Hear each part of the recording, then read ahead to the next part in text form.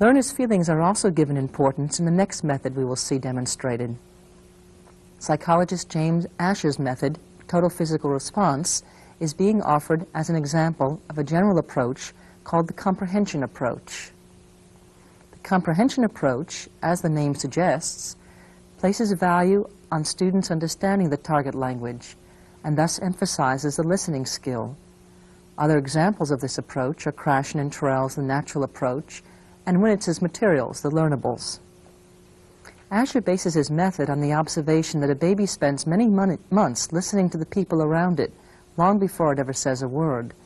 The child has the time to try to make sense out of the sounds it hears.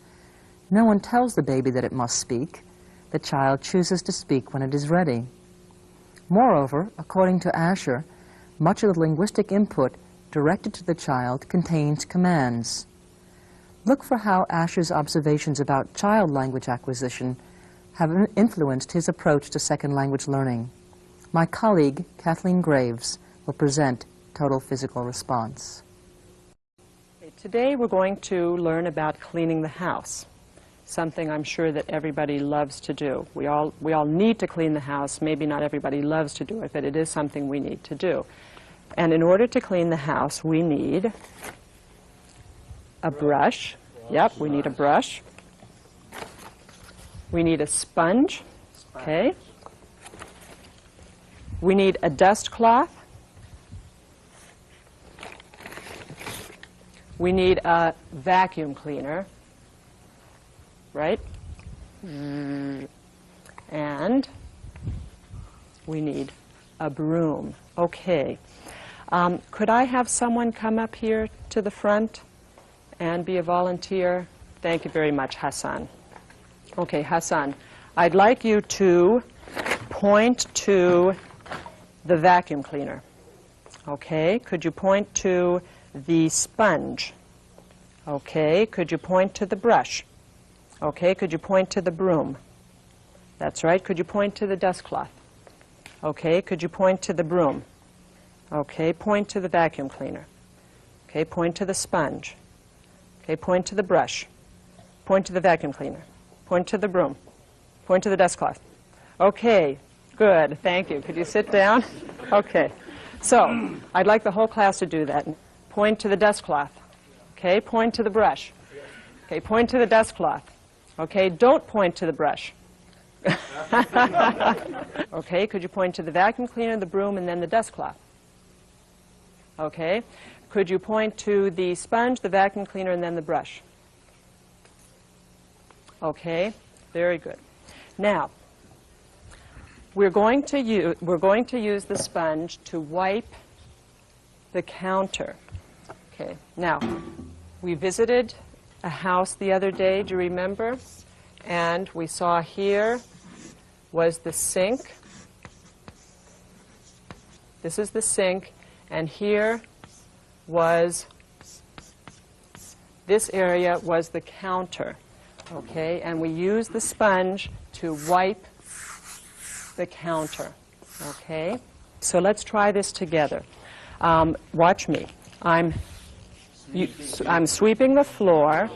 I'm vacuuming the rug. Okay, I'm scrubbing the sink. I'm wiping the counter. And I'm dusting the bookshelves. Okay, so let's just try the actions. Okay, could someone come up here and do the actions with me? Okay, Gideon, thank you. Okay, we don't need to use these. We can just pretend. Okay, we're going to sweep the kitchen floor. Sweep, right, okay? And then what will we do next? We'll wipe off the counter, okay? And then we're going to scrub the kitchen sink, okay? And then we're going to go into the living room and we're going to vacuum the rug. And then we're going to dust the bookshelves. Okay, so I'm just going to say something. We'll do it together.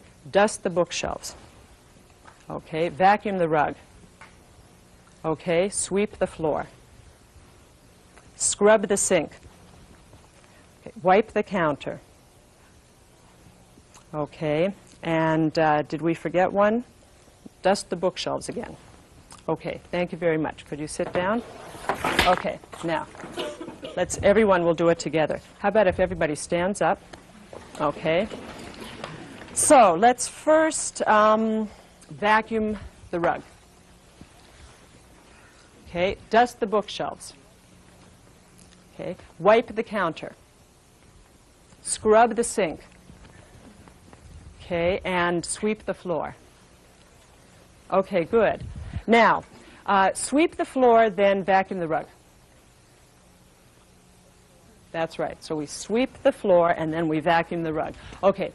Dust the bookshelf, then wipe the counter. Okay, so we dusted the bookshelf, and then we wiped the counter. Okay. Scrub the sink, and then wipe the counter. Okay, so we scrub the sink, and then we wipe the counter. Okay, let's go into the living room, and we'll, yeah, thank you. Dust the bookshelves and vacuum the rug. Oh, good. You're very good house cleaners. That's great. Okay, why don't we sit down? Now, let's have, let's see, Enda, tell Gideon to scrub the sink. Okay, thank you. Gideon, tell Jesus to vacuum the rug. Okay. Jesus, tell Alphonse to wipe the counter. Wipe the counter. Okay.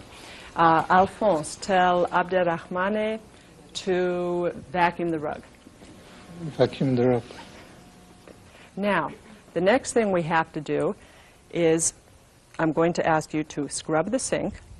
Scrub the sink. Scrub the sink. Okay, now, we're going to scrub the sink quickly. Okay, now, scrub the sink carefully. Carefully. Carefully. Okay? Wipe the counter quickly. Okay, wipe the counter carefully. Okay. Sweep the floor carefully. Now sweep it quickly. Okay. Vacuum the rug quickly. Okay. Now vacuum it carefully. Carefully. Okay. Let's see. Scrub the sink quickly and then vacuum the floor carefully. Oh, good. Okay. Now, dust the bookshelves carefully and then vacuum the floor quickly. Okay. Vacuum the rug carefully, dust the bookshelf quickly, and then run into the kitchen and sweep the floor quickly.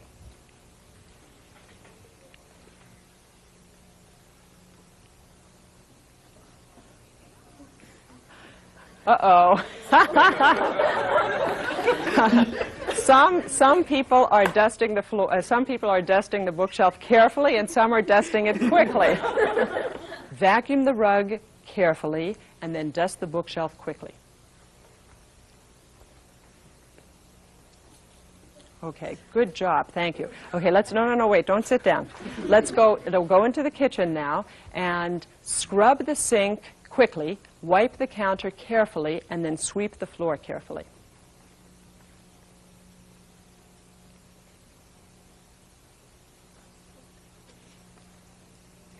Good job. Thank you very much. Please sit down. Sonia, wipe the counter carefully. Keep wiping. Yudi, while Sonia is wiping the counter, sweep the floor carefully and scrub the sink quickly. Okay. Now tell Sonia to stop wiping the counter. Stop wiping. Okay, good. Let's see. Anna Greta, tell Siti to dust the bookshelves quickly. Dust the bookshelves quickly. Okay. Edwin, while Siti is dusting the bookshelves, vacuum the rug carefully. Okay. Said, tell Edwin to stop vacuuming the rug. Stop vacuuming the rug. Okay. Tell Siti to stop dusting the bookshelves. Stop dusting the Let's ask some questions. Who Who likes to clean the house? Raise your hand. Aha! Hassan likes to clean the house. Maria likes to clean the house. Only 2 people? Okay. Maria and Hassan like to clean the house. Okay. Point, who doesn't like to clean the house? Who doesn't like to clean the house? Raise your hand. Okay, you don't like to clean the house. You don't like to clean the house. You don't like to clean the house. You don't like to clean that. You don't like. Hassan, you don't like to clean the house. Okay. I like to clean the house. No, it's relaxing, you know. Okay, I like to clean the house. Who likes to clean the house? Raise your hand. Maria, oh, you like to clean. Does it like to clean the house? Like. Yudi, Jesus, Horacio, Hassan, Maria, and we all like to clean the house. Okay, good. So, point to someone who likes to clean the house. Right, okay. Point to someone who doesn't like to clean the house. So this is some of the vocabulary that we learned today. Scrub the sink with a brush. We'll stay in the kitchen. Wipe.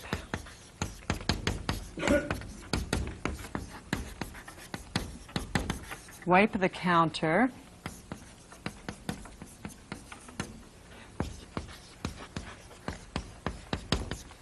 With a sponge, okay.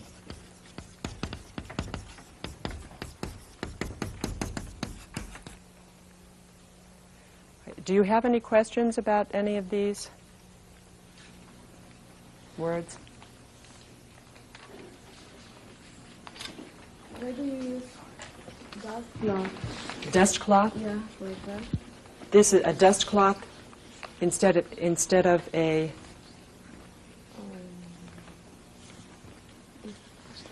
toilet, or yeah, it's not like a small toilet. Okay, a dust cloth. Okay, we also have a duster, something that looks with feathers. Okay, we have a duster, but it's very hard to find dusters now. It's very difficult to find dusters, so usually we just use a dust cloth. Okay. Yeah. Okay, then here's your homework.